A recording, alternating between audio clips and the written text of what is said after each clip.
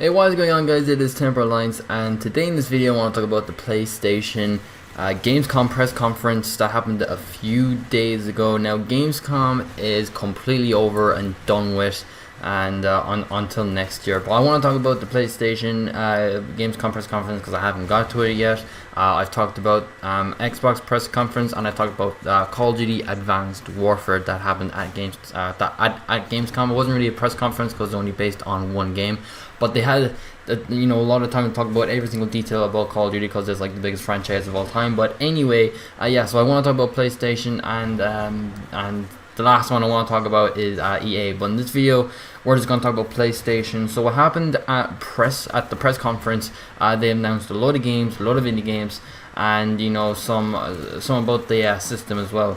And to pretty much kick things off on this video, they announced that they've sold 10 million units, which means 10 million PlayStation 4 sold, which means that 10 million people have a PlayStation 4, either that or they pretty much have like more than one PlayStation in the one house. But then anyway, but the main thing is 10 million people has a PlayStation 4, which is mind blowing. I'm not really sure how many Xboxes has been sold. They didn't really mention it. I suppose that it was Sony turned to shine with these consoles. I don't know, or maybe just want to brag about it, but I don't know. But it was nice to share it with the gamers, just let them know that PlayStation is going strong, and it's honestly great.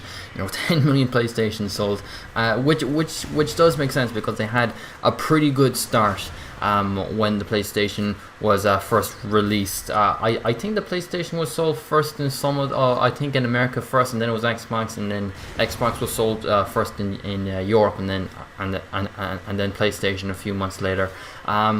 But it's honestly a great start, and hopefully more PlayStations will be sold. And I think Xbox is going to try and catch up. I think they've sold 5 million units. I'm not really 100% sure, but what happened at on Microsoft press conference is that they've announced so many exclusives, so they might try and catch up. But it's honestly great. So a lot of games are really catching my eye. One of them was DayZ, and DayZ is pretty much a PC game. It pretty much started as a mod. They pretty much modded the game to make it look like that. I think it was from Army of Two, and they modded the game to make it open world, free roam. You as the player start off with nothing, and you have to try and survive.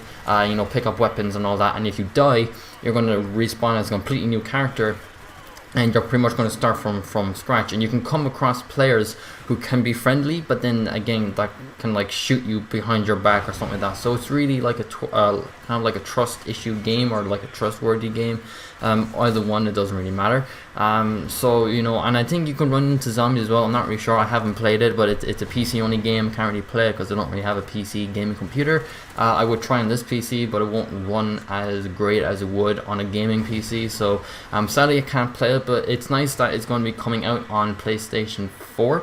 But they haven't really gone into depth about it because, like, to be completely honest, it's not officially out on PC. Because if you guys know, if you try and buy it on Steam, there's a big warning sign in the description that says, if you buy this game, you might run into such a problems like glitches and bugs and all these things. So there's a big warning sign. So it's not officially released on PC, but I suppose it's nice to come over to console side of things for the PlayStation 4. It's not going to be released on Xbox. But since there's a lot of bugs and glitches, I have a funny feeling that it won't be out until next year, because they haven't exactly given us a release date. They just said DayZ's coming to PlayStation.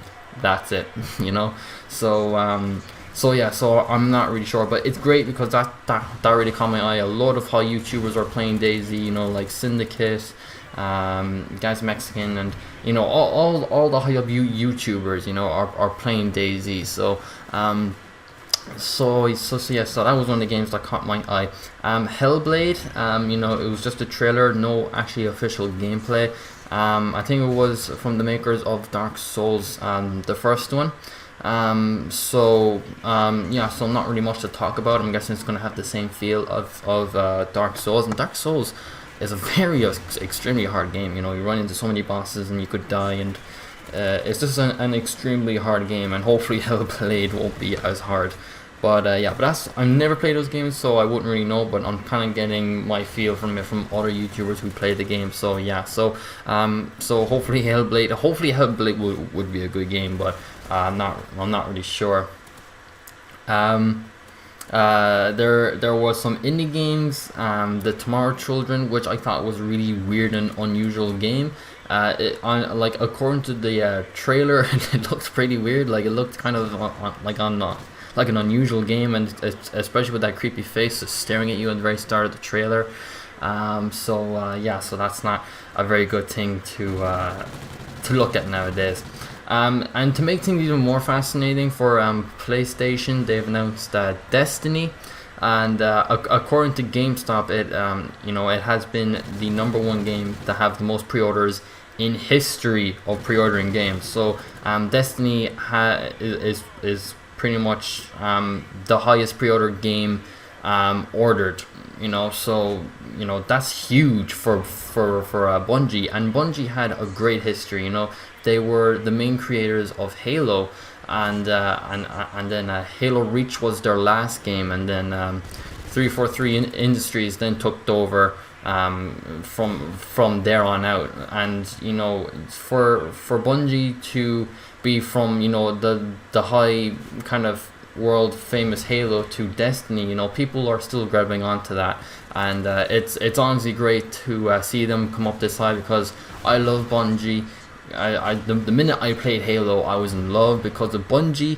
I just loved Halo, and I can't wait to get Destiny, because like I said, it was the most pre-ordered game. It still has that Halo feel, but you know, Halo was their creation, so they can do whatever they like. But it's gonna be better because you can customize your character. Halo Reach was the very last Halo game to actually customize your Spartan, but now you can, you know, go in full depth with your customization of your character. I'm not really sure this game has campaign. You know, it was all just multiplayer. But for PlayStation 4, there's going to be exclusives, like an exclusive map, which map name I can't really remember. DLC will be coming first to PlayStation, and I'm guessing loads of other exclusives that Bungie has mentioned in the future. So it's really great to see Destiny come this far. It's just mind blowing, and it's honestly great, because Destiny is a very good game, and I honestly can't wait for that game to come out, which will be September 9th. So that's going to be a very good game. Another game is Drive Club, which is pretty much a racing game, and that racing game looks very well, and it's pretty much the first racing game that I can come across where you can actually control of the weather. So basically you can start in a nice sunny day and then end it with lashing and rain and making the road wet, which makes it a little bit harder to control your vehicle. Or you can, you know, start it with rain, and then towards the end you can make it stormy and winds blowing around the place and everything. So it's pretty much the first racing game to control weather. That's pretty cool as well. And you can also have, you know, I think up to 1,000 people in one club, and you can level up your club, and you can also you know, share your rewards that you've won with your club members. And I think it was their first time announcing that you can download the app on your phone, and what you can do is you can actually keep track on what your on what your club's doing in the game. You can watch live streams if you're not in the home. So basically, to cut things short, you can pretty much do everything that you could in the game, but except you can't actually drive in the game. So yeah, so it's pretty much like carrying the game with you, but except you can't actually play it. You can only do some of the features that you can mostly do in the game itself, which is pretty cool as well. And Drive Club looks very good. You know, Metal Gear Solid 5, when they've shown us the, you know, the cardboard box, you know, that looks very good as well. And according to the game, more cardboard boxes coming, which is, I just find it hilarious. Which was made by Konjimi or something like that, who is a Japanese creator. I think, I'm not really 100% sure, but his name starts with a K, I know that. And he's also made another game which is called PT, which stands for Playable Teaser, which is a game called Silent Hills, and it's a demo game which we can play now, and it's an extreme horror game, and according to the creator himself, he wanted to make it scary but not too scary, because he wants, you know, a lot of people to play the game and not, you know, physically want them to, you know, shit their pants according to him anyway. So it's a very scary game, but he didn't want to make it too scary in a way. So I'm not really sure how this game's going to feel like, because to be completely honest, I'm too afraid to play the game. But yeah, and another horror game is called Until Dawn, which is a very interesting game to see. So it's pretty much 8 friends going into a cabin, and you're pretty much all of the 8 players, but except you couldn't do what you could in GTA 5, you know, just like swap whenever you want to. So according to the campaign, you would have to switch, and you would have to make these decisions for each player. And the best part is that you know, you could pretty much have all of them come out alive, or all of them could be dead, or you know some of them could stay alive and some of them could be dead. So it's pretty much up to you to try and keep, you know, all of the 8 characters alive, and it's pretty much like a guessing game, more like, where you have to make the right decisions in the right time. So, you know, trying to keep all those 8 players alive, and all of those 8 players can die. So you know, so it is a horror game, but it's a horror game based on your choices to try and keep all the players alive. So you know, you can have some of the players come out alive, or you know, all of them could be dead. It's pretty much based on your decisions, which is a pretty good looking game.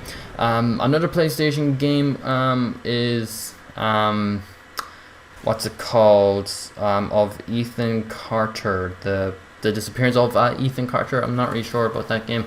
I can't really remember of the title, but it's pretty much a murder mystery type game. It's pretty much like Murdered Soul Suspect. So you're pretty much trying to solve a murder, and trying to find Ethan Carter, who has disappeared. So yeah, but I'm not really sure if it comes out to PlayStation first, because it's only available on PlayStation and PC. So I'm not really sure if it comes out to PlayStation first and then PC, or what I believe is it's out on PC first and then come to PlayStation. I'm not really sure which is which, but you know, that game is there. And yeah, so that is pretty much everything. You know, a lot of indie games, and you know, a lot of first person shooter games as well, but you know, I don't really have time to mention every single game.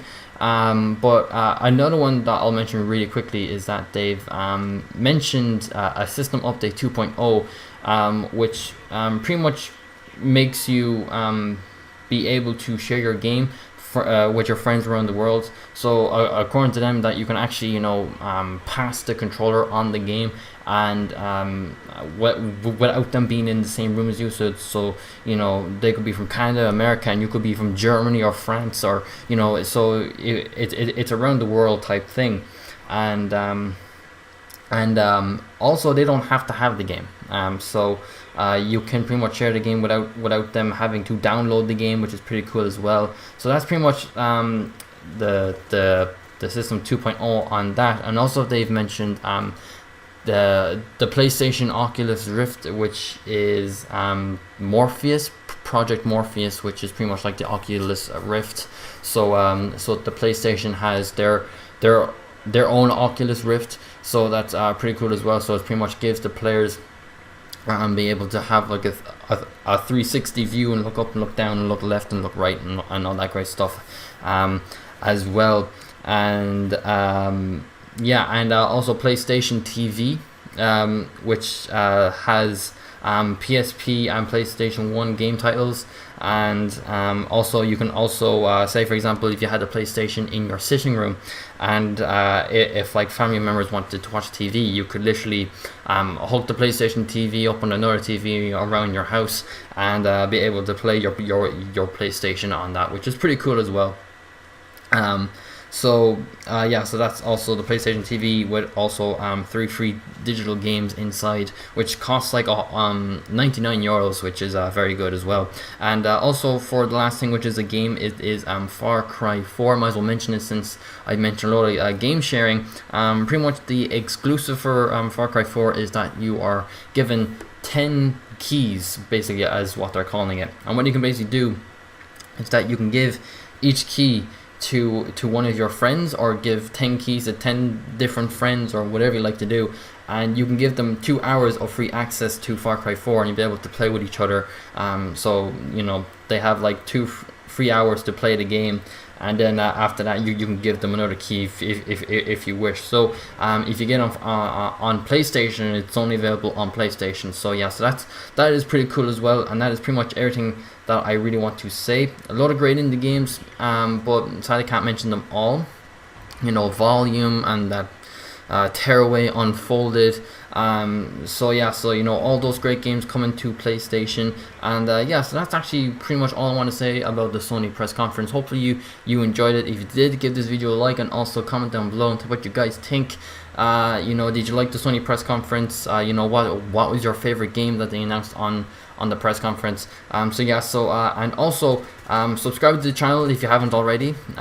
You know, just to see more videos like this from me. And that is pretty much it. Thank you guys so much for watching, and I'll see you guys in my next video. Bye.